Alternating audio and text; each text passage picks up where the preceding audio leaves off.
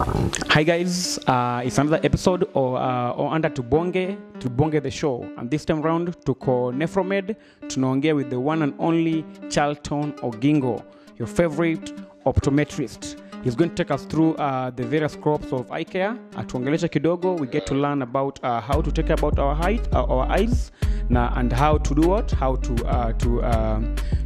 ensure we are always healthy.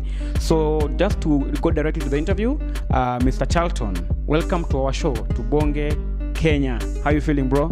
I'm feeling excited. Thank you so much for having me, and I'm looking forward to having a great time discussing things to do with eye care, which is my passion. Okay, thank you very much. Just to begin with, take us through Nephromed, take us through what you do, you deal in, and tell us your area of specialization, please. Oh, good stuff. So at Nephromed, we are a healthcare facility that deals with various services. So primarily, it was open to be a dialysis facility, but we have gone ahead to diversify. So we have a dialysis center, which caters for patients who need dialysis on a daily basis. We also have IVF, which is related to those people who are not able to have fertilization, and so they can be done in tube. It's a complex process.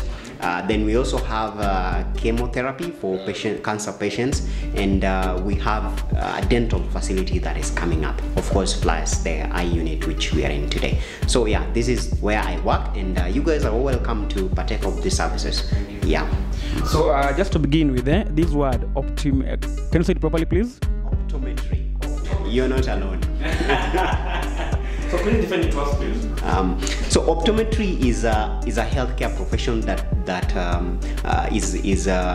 deals with one examination of the eyes, diagnosis of the various ailments of the eyes, and also management of diseases of the eyes, and also the visual system, which is the system that runs toward the brain. We are basically primary healthcare providers, meaning we are the first people who sees patients who comes with eye care problems in a clinic facility. Okay, you've talked about being the first people to see patients with the eye care problems, right? Does it mean that you guys also treat people, or you only just check them? Well, our training also allows us to treat certain ailments of the eyes. Of course, we work in close relationship with other providers, like the ophthalmologist, especially for conditions that require complex surgeries, and also some conditions that is not under the scope of our training. So yes, we can treat ailments. You've brought in another term in your field, ophthalmologist, right? So before you define for me what they do, tell me these simple ones that you can take care of if you find a patient is ailing from there. So our training allows us to take care of simple eye diseases like ocular surface disorders, like conjunctivitis, things to do with uveitis, and we are also able to identify people with the cataract and make referrals appropriately. We are also able to identify people who have glaucoma, and of course make appropriate management procedures, and majorly we do that in collaboration with an ophthalmologist, like I mentioned. Yes. So, Dr. you were mentioning these terms as if they're very easy things. So, as you mentioned the disease, please feel free to explain to us what. So let's come again. So ocular surface disorders are basically disorders that affects the outer part of the eye. The eye is very big. It's a globe that goes inside the brain. So when we talk about ocular surface disorders, they are disorders that affects just the surface of the eye, from the front part, which is usually the cornea, the conjunctiva. So those are the ocular surface disorders. Now, where the condition that I mentioned, one is conjunctivitis, which is usually a form of allergy that is normally being brought by environmental factors. Could be dust, could be wind. I've also brought uveitis, which is usually an inflammation of certain parts of the eyes, like the choroid and the internal parts. I've also mentioned about glaucoma, which is a disease that affects the optic nerve, basically as a result of increased pressure in the eyes. Yeah, so that's basically what glaucoma is. Some people, when you hear your doctor tells you that we should have your eye pressure checked, it means we are trying to determine whether you are at risk of developing glaucoma or not, because high eye pressure is a risk factor for developing glaucoma. I've also mentioned cataract, which is common in our society. Basically, the eye has a lens inside it which becomes opaque, due to aging. There are also other factors, but mainly it's an aging disease, and so somebody will not be able to perceive things that are in front because their lens is opaque. So as you differentiate between optometrist and an ophthalmologist, please take us through the equipments you use to check these eyes. Optometry is a very versatile profession. We have various equipments that we can use, but primarily if I can mention some few that we use. Since doing refraction is a major part of our work, we use what we call a retinoscope. It's usually something like this. That has an head that we are able to determine the power of somebody's eyes. Then we also use a slit lamp. We will just show you some of the things in the course of the show. Then we also use there is a ophthalmoscope, which we use to check the back part of the eye.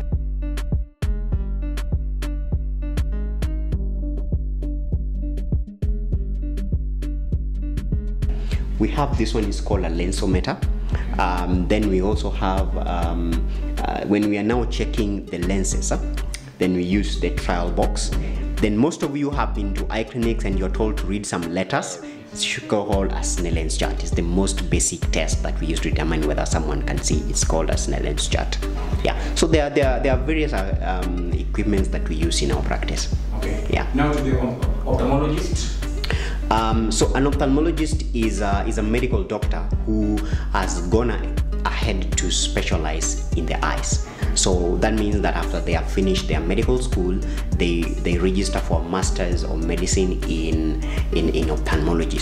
Now their scope of practice allows them to perform to examine the eyes, to diagnose diseases, and also manage them with the medications, and also including surgeries. Yeah, so they are trained to perform complex surgeries of the eyes. So like before somebody goes to see an ophthalmologist, they have to pass through an optometrist. Depending on the setting, they can see either an ophthalmologist or an optometrist, because the availability of ophthalmologists is very limited. But with the optometrist, they can be placed, in healthcare centers so that they can be able to capture some of these diseases and make referrals as necessary. Okay. Yeah. What about an optician? An optician is somebody who has trained in lens technology. So their major work involves getting prescription from either the optometrist and ophthalmologist, and now advising the patient on their lens options, and also doing the dispensing once they have been made in the lab. But they cannot do the tests. They are not. Their scope of training is not for doing eye tests. Okay. Yes. Then there is this thing that you find somebody doesn't have an eye problem, but they would wish to wear the glasses. What are the conditions that can allow somebody, or rather what are the procedures that would allow me to just wear the spectacles without having the eye problem? Or is it advisable to do the same? Eyeglasses can be used for cosmesis. What is cosmesis? For beauty. For beauty, that's what they also have that, because apart from correcting disorders of the eyes, they can also improve your appearance. Yeah, but if you want to wear glasses that are meant for cosmesis, I would advise you go for sunglasses as opposed to wearing eyeglasses for cosmesis. Yeah. But if you want something that will make, because that is the other major reason why people wear glasses, you want something to improve your appearance, you can go for glasses, or glasses that have no prescription, which is usually called plano. So Daktari, whom should the person see when they are suffering from myopia? Is it an optometrist or an ophthalmologist? Okay. So when you're suffering from any eye care diseases, you can look for the closest eye care provider that is near you.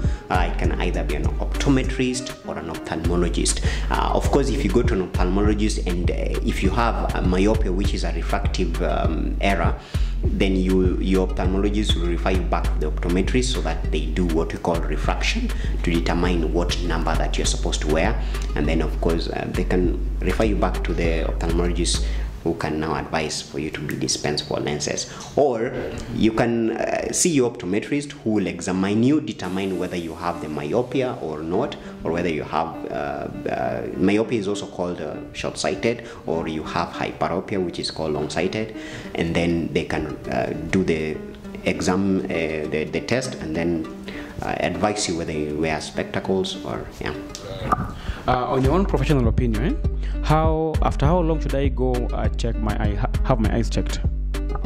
We recommend that you have, of course this varies from person to person, but recommend that you have your eyes checked at least after every 2 years. But as you age, that frequency increases. You're supposed to do it annually because there are various eye diseases that comes by as someone ages. So we recommend that as you age, you increase the intensity. And of course there's also that for children are supposed to have their first eye exams at 6 months to just ensure that their eyes are growing well, and then of course before they enter school, that is around age 3 or 4. So generally you find people ignore having their eyes checked. They ignore the dangers that comes with having your eyes unchecked. So please take me through the reasons why you should have your eyes checked. That's a very good question, and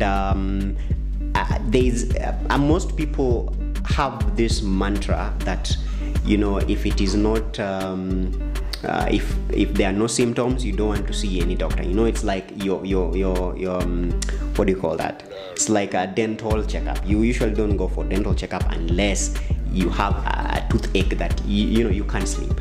And I think that's absolutely very wrong. So people are supposed to have their eyes checked because there's a lot of learning that you take up in your eyes, and it's your most important sense. Imagine almost 75% of your brain is dedicated to your eyesight. Now that means that the eyes are very important, and just ignoring taking care of them is a huge mistake. And the causes of blindness are quite a number of them can be avoided. Quite a number of them can be avoided by just having an annual eye checkup. So it's very good that guys have their eyes checked very often, so that these diseases or ailments can be captured before they make much impact in the eyes. And another thing, your eyes is also a mirror to your systemic health. Like how healthy your eyes is can show us whether you are healthy in your body or not. There are also certain diseases that can actually manifest in the eyes, like pressure, high blood pressure, and also diabetes. You've talked about blindness. Allow me to zero in a little bit. Is there a way when I go to an ophthalmologist, I can have someone's blindness reversed? Or someone who was born blind, or rather somebody who acquired blindness on the way because of less than negligence. They didn't have their eyes checked until the condition got them. So is there a way we can reverse this when I come and contact the ophthalmologist? That's interesting. Well, blindness is usually, in most cases, irreversible. Once you become blind, it's not possible to revert it back. But of course, there's usually a branch of optometry that we call low vision, which now helps people who are in that situation to at least adapt to the new lifestyle that they have to adopt. But it's not normally possible to revert it back. Now that you're in this field of optometrism, do you feel like the government is putting in attention on this side, like helping in sensitization, bringing in equipments to be used in this, or is only in the private sector that the practice is taken seriously? Well, optometry is a fairly new profession in Kenya. So it's recently that we are trying to have government recognition, but of course eye care as a whole has gone a lot of transformation.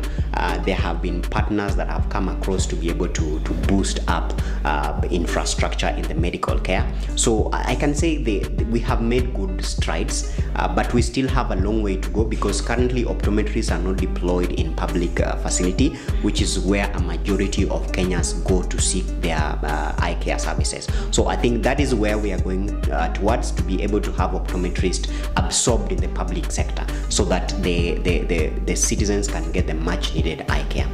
Yeah. And as Nephromed, is there a plan you are undertaking in terms of sensitizing people about the same? Yeah, well, we have a Facebook page which is Nephromed, and we do education there on various things, even the services that we offer. If you go to our blogs, we do blogs there on every services that we offer, including eye care. So you can like that our page, and we always do that sensitization in our in the blogs. Yeah. What's the name of the page? Nephromed. If you just search Nephromed, then you'll be here. I also have a page, it's called Favorite Optometrist, where I post different things on eye care, and just we have a conversation on our eyes. And you've mentioned some very significant things in the interview that I felt majority of Kenyans are oblivious about. So are there other branches that this hospital has made around the country, like more so Eastlands, whereby we have the majority of Kenyans living?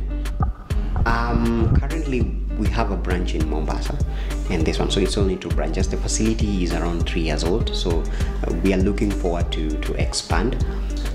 But of course, one of the things that we are looking forward, especially to start once the continuing measures of Korea's as Nini, is to do outreaches, which can be able to reach out to people who are in places like Eastlands and all that. So yeah. Thank you, Mr. Charlton. Just as we wind up, you can give your parting shots to Kenyans. Tell them what to think. Okay, so as we just wind up this conversation, I would like to tell Kenyans to not become complacent, especially with regard to eye health, because many of Kenyans subscribe to this notion that you'll always be alerted to eye problems with symptoms. Not all of them do, and by the time they alert you, you've already lost your eyes. So make sure that you get your eyes examined yearly, and you do that for your loved ones and for your children, because our eyes are the most important sense in the body.